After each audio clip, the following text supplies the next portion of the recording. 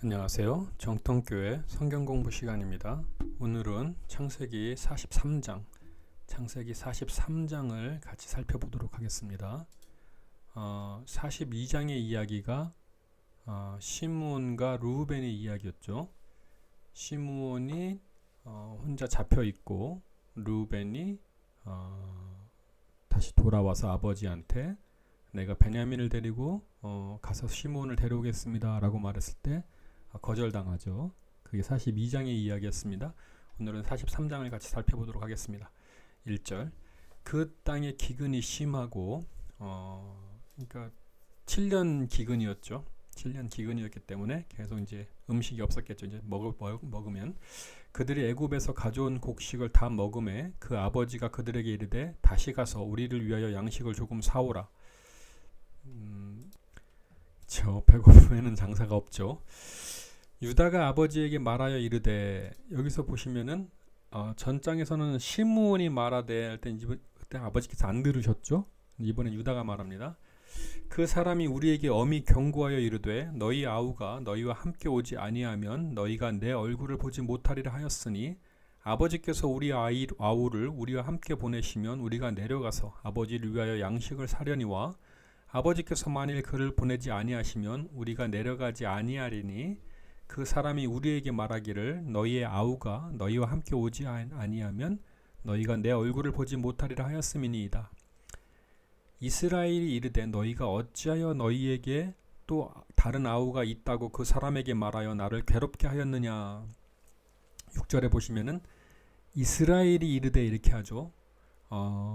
이전까지는 야곱이 이르되 이렇게 말했는데, 또는 그 아버지가 말하되 이렇게 했는데, 이스라엘이 이르되 하나님의 어떤 사람으로서 얘기를 하는 거죠. 이제 그들이 이르되 그 사람이 우리와 우리의 친족에 대하여 자세히 질문하여 이르기를 너희 아버지가 아직 살아계시느냐 너희에게 아우가 있느냐 하기로 그 묻는 말에 따라 그에게 대답한 것이니 그가 너희의 아우를 데리고 내려오라 할 줄 우리가 어찌 알았으리이까.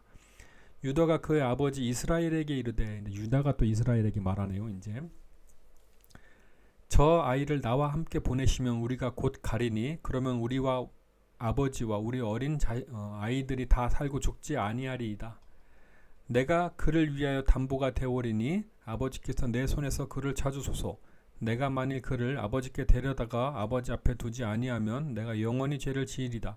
우리가 지체하지 아니하였더라면 벌써 2번 갔다 왔으리이다.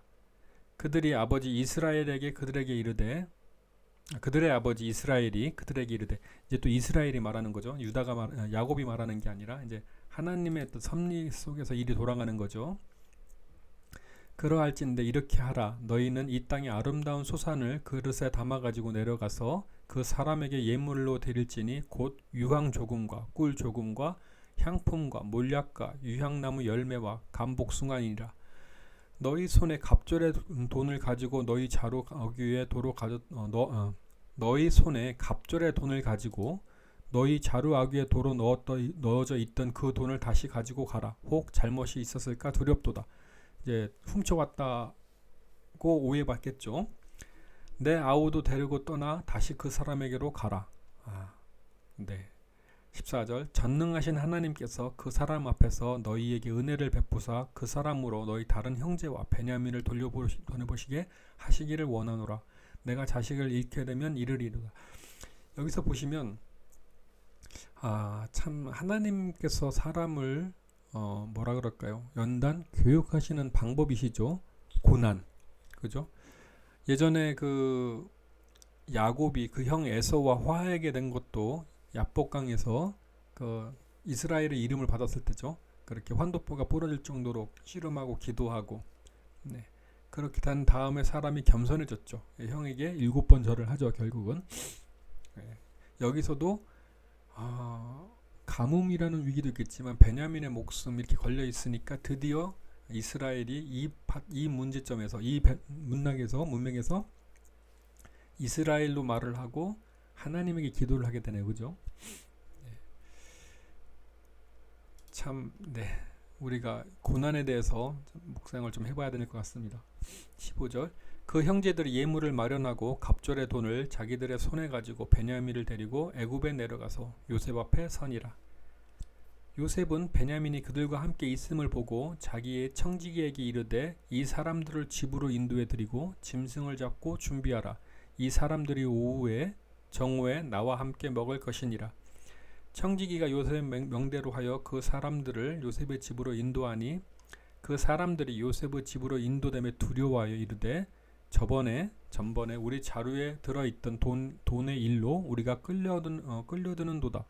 이는 우리를 억류하고 달려들어 우리를 잡아 노예로 삼고 우리의 나귀를 빼앗으려 함이로다 하고 그들이 요셉의 집 청지기에게 가까이 나아가 그 집 문 앞에서 그에게 말하여 이르되 내 주여 우리가 전번에 내려와서 양식을 사가지고 근데 이거 보시면은 형들이 그 요셉에게 절을 하는 게 꿈이었잖아요.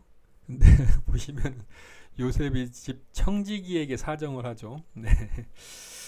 21절 여관에 이르러 자루를 풀어본즉 각 사람의 돈이 전에 그대로 자루 아귀에 있기로 우리가 도로 가져왔고 양식 살 다른 돈도 우리가 가지고 내려왔나이다. 우리의 돈을 우리 자루에 넣은 자는 누구인지 우리가 알지 못하나이다. 그가 이르되 청지기겠죠. 너희는 안심하라 두려워하지 말라. 너희의 하나님 너희 아버지의 하나님이 재물을 너희 자루에 넣어 너희에게 주신 것이니라. 너희 돈은 내가 이미 받았느니라 하고 시므온을 그들에게로 이끌어내고 형들은 엄청 떨고 있겠죠. 네. 네. 24절 그때 갑자기 생각이 나는데 요셉이 총리가 되려 할 때 겁나게 떨었던 사람이 한 명 있다 그랬죠. 그 시위대장 그 와이프 요셉을 그 감옥으로 보냈던 여인이요. 여기서도 참 떨게 하죠. 하나님의 사람들은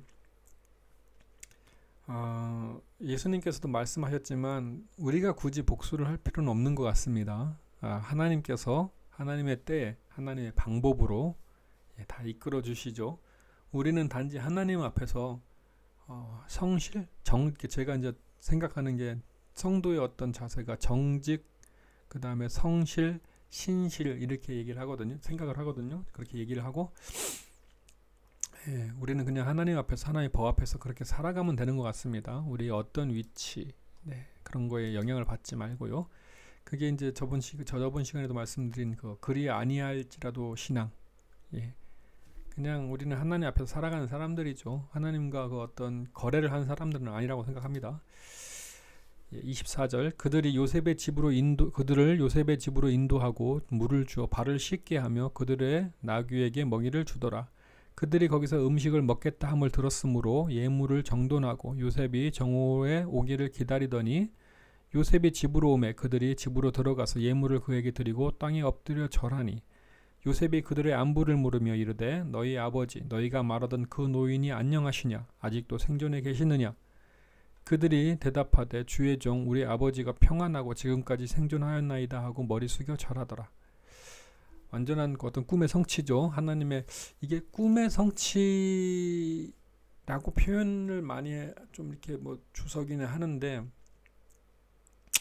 이거는 꿈의 성취 이렇게 말할 수도 있겠지만 그 꿈의 성취 그렇게 말하면 꼭 요셉이 그 성취한 걸로 이렇게 느껴질 수도 있잖아요.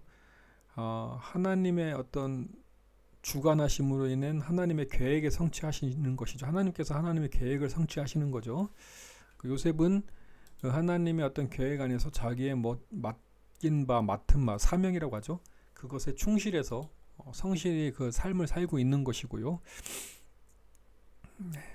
29절 요셉이 눈을 들어 자기 어머니 아들 자기 동생 베냐민을 보고 이르되 너희가 내게 말하던 너희 작은 동생이 이 아이냐. 그가 또 이르되 소자여 하나님이 내게 은혜 베푸시기를 원하노라. 야곱은 위기가 돼가지고 그때서야 이제 이스라엘이 되고 하나님께 기도를 하죠. 하지만 요셉은 요셉의 삶은 참 하나님 앞에서 살아가는 삶이니까요. 그죠? 참 본받아야 될 삶이죠. 창세기가 말하는 삶이 이런 삶이죠. 그죠? 성도는 하나님께서 성도에게 꿈꾸시는 그 어떤 꿈, 하나님께서 성취하실 것인데 그 하나님의 성취에 대한 그 어떤 인간 성도의 어떤 삶의 자세, 이제 요셉이죠. 이게 창세기가 거의 뭐 말씀하시는 게 그거죠. 창세기 정체에서 말씀하시는 게 이거를 이제 말씀드리려고 통독을 하는 거죠. 일단 같이 보겠습니다. 30절. 요셉이 아우를 사랑하는 마음이 복받쳐 급히 울 곳을 찾아 안방으로 들어가서 울고 17세에 떠나와서 거의 뭐 한참 지났죠. 30세에 총리가 됐으니까 뭐 벌써 뭐 15년, 20년, 15년 뭐 이렇게 넘어가서 20년 사이 이렇게 되는 거죠. 네. 그러니 요 베냐민이 엄청 많이 컸겠죠. 아이에서 이제 청년이 됐으니까요. 31절.